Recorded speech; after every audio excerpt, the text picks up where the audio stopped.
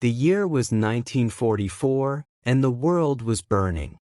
Europe lay ravaged by the relentless war machine of Nazi Germany, the Pacific boiled under the clash of empires, and hope was in short supply.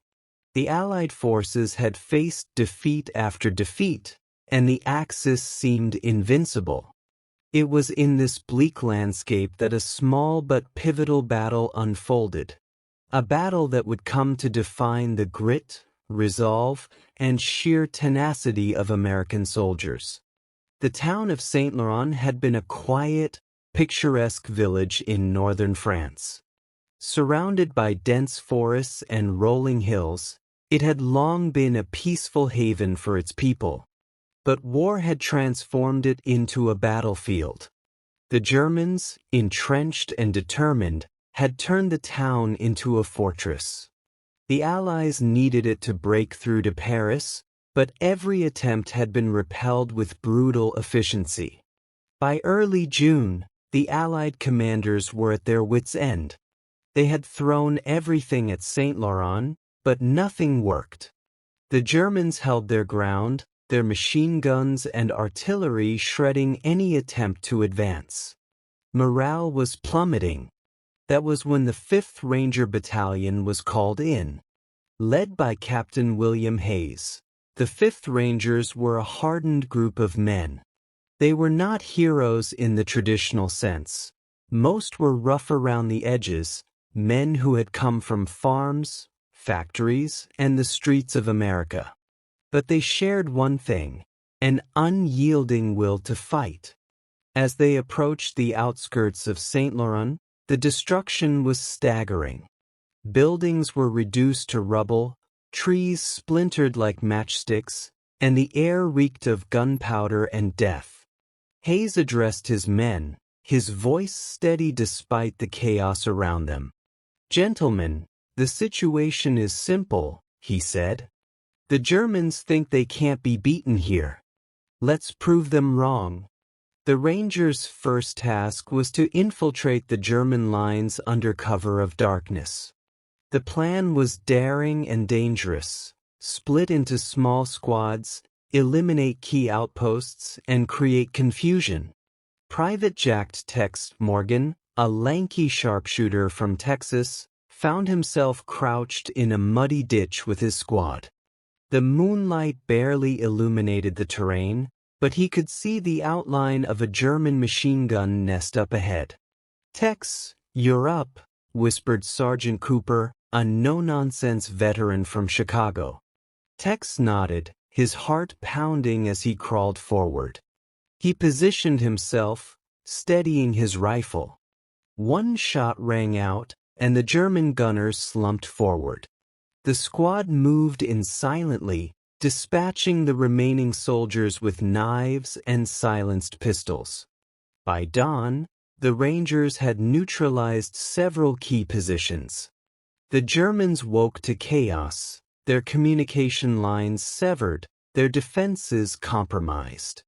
It was the beginning of the end for their hold on Saint Laurent. The next phase of the battle was brutal.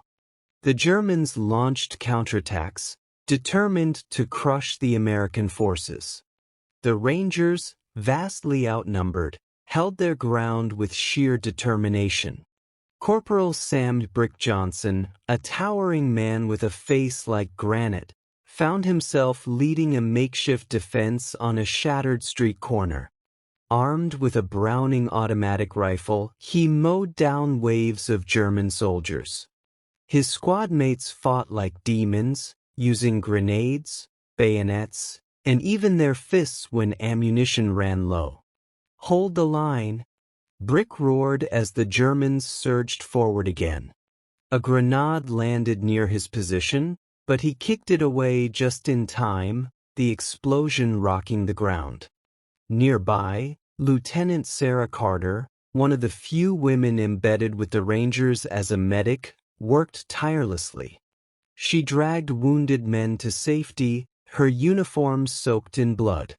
Her calm demeanor under fire inspired the troops. "If you're not dead, you can fight," she said, patching up a soldier's arm. By the third day, the tide began to turn. The Rangers' relentless assaults had broken the German morale.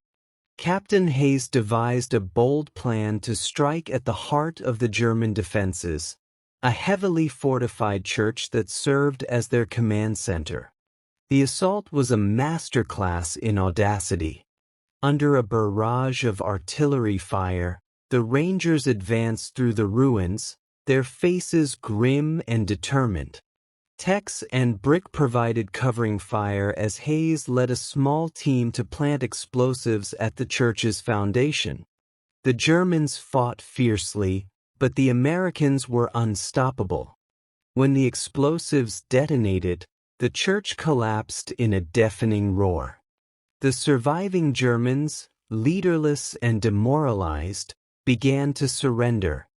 As the smoke cleared, Saint Laurent was finally in Allied hands. The victory came at a heavy cost. Many Rangers had fallen, their bodies scattered among the ruins. Captain Hayes stood among the survivors, his face a mask of exhaustion and grief. "We did it," Tex said quietly, his voice heavy with emotion. "But it doesn't feel like a victory." Hayes nodded. "It's not about feeling like a victory. It's about what we achieved. The road to Paris is open because of what we did here." Lieutenant Carter tended to the wounded, her hands trembling from exhaustion. "They'll write about this someday," she said.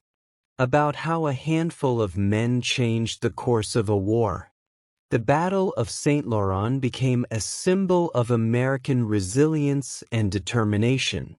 The 5th Rangers' actions inspired a renewed sense of hope among the Allied forces, and within months, Paris was liberated. For the soldiers who fought there, the memories of the battle never faded. They had seen the worst of humanity, but they had also seen the best, the courage, sacrifice, and unbreakable spirit that defined them as Americans. As Tex Morgan would later say, the war wasn't won in one battle. But that day in Saint Laurent, we showed the world what we were made of,